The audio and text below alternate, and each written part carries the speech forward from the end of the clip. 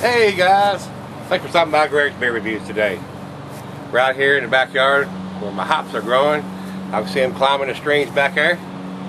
Speaking of hops, let's go see what's in the fridge today.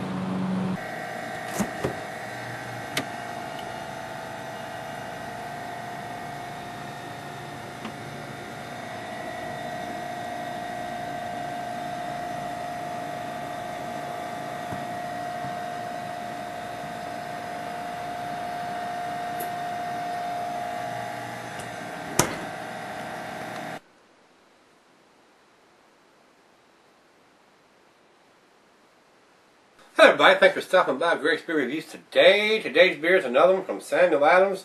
This is their third Voyage, which is a double IPA coming in at 8.0% ABV. No date on the label anywhere on this, guys. These small batch series, for some reason they don't put the date on them, and this is an IPA. Even though it's a double IPA coming in at 8%, still needs to have a damn date on it. So I'm busting on Jim Cook's chops here for this. I can afford to put a damn date on it. So as far as I'm concerned, that's kissing hind tits as far as I'm concerned. Jim, you gotta do better than that. You put dates on the rest of your beers, the Boston Lagers and all the rest of those series. Why can't you put it on here? That sucks.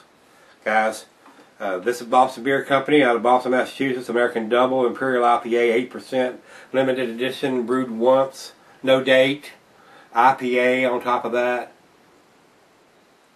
That's horrible, guys. That's horrible. I mean, they know better than that. They're up on the dating too, and putting it on the case is not going to fly with me. So, the food pairing for this cuisine's barbecue cheeses: a peppery Monterey, pepper jack, sharp blue.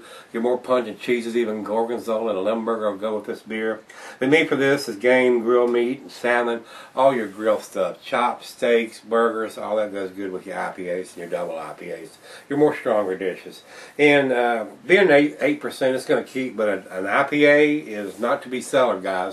Even in my opinion, I don't even like cellaring the double IPAs too long, because you're going to lose the hot presence. It's just inevitable. It's going to happen. Can't change it. In the glass we go. We're going to pour this kind of semi-aggressive here down the center. See what we get. Alright guys, that's what the bottle looks like on the front. Over into the light, it is very orangey. Almost looks like a red ale. It is almost to the red ale color. Maybe just slightly lighter, just a tinge lighter than the red ale. Almost looks like a red ale in there. Most of them are just a little more orangey color than this, a little lighter yellow than that. This is a pretty dark. But some of the doubles, the malt bill, the grain bill on those beers will cause the color to be a little darker on your doubles. So, looks good in the glass. Let's get a nose on it, guys.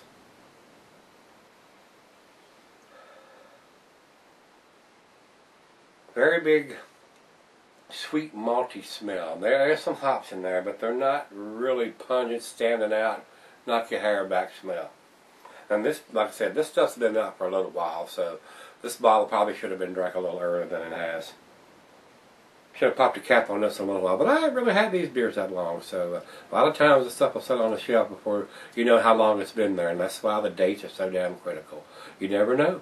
I mean, it might have been put on their shelf yesterday, and then it might have been put on the shelf 6 months ago. So that's why the dates are critical, guys, especially on the IPAs. I'm getting just a little bit of citrusy, resiny hop, but it's really not standing out. They use Cascades from this from New Zealand and Pacific Northwest, but I'm getting just a tiny bit of floral, piney smell, but it's not standing out. So. Let's see what it's got to taste. Cheers, guys.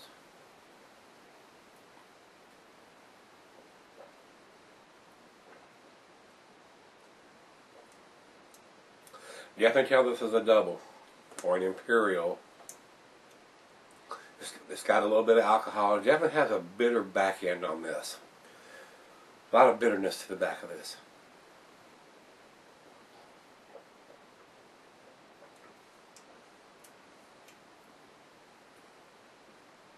Not bad.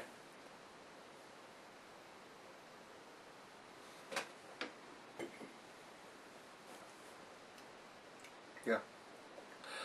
I can see where if you drank 2 or 3 of these, you get knocked down. Plus, it would probably grow on you. It's not bad. I believe it'll get just a little bit better as it warms up. So that's what we're going to do, and see where we end up. And I'll be right back when we do the final chug on this one. I believe it's above average beer, guys. Stick around. Alright, guys, I'm back. Got just a little left in the glass. This is a pretty tasty beer. It's just a little on the bitter side. To me, it needs just a little more sweetier, is that a word? Sweet hops. I mean, there's plenty of bittering hops on the back end of this beer, but and the alcohol, now that it's warmed up, the alcohol is definitely present. That's not hid very well, so yeah, it's pretty strong now. So, final chug, guys.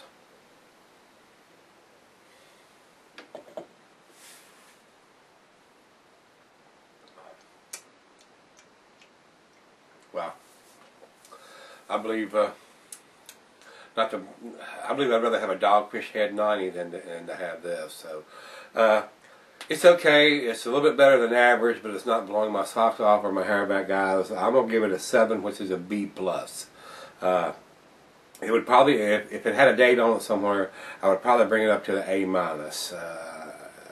It didn't blow me away or anything, guys. So there's some better doubles than this out there. So a little too bitter for me, guys. If you've had this, give me some comments back on this one. Great Beer has 95 overall, and then 65 in the style. So they wouldn't impress with the style there. And Beer Advocate comes up with an 83. So that's right there in their good range. At the bottom end of the good range. So it's a good beer. It is a good beer. I agree with that. To an A standing, I'm not sure it's there yet. So, guys, if you've had this one, give me some comments back on this one. Liked it, loved it, couldn't stand it, best thing you ever had. And as always, rate, comment, subscribe, and you know what we're going to do more? That's right. In that fridge. See y'all then.